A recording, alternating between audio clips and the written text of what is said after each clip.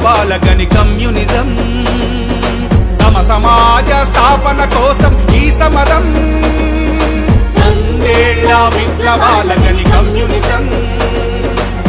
సమాజ స్థాపన కోసం ఈ సమరం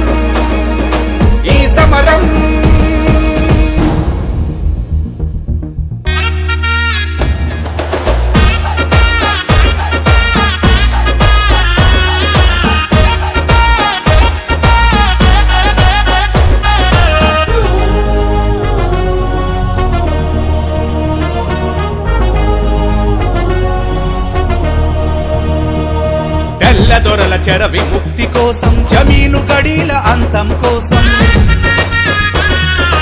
రజాకారుల రక్కసి మూకల దురాగతాలను దుర్మాడంగా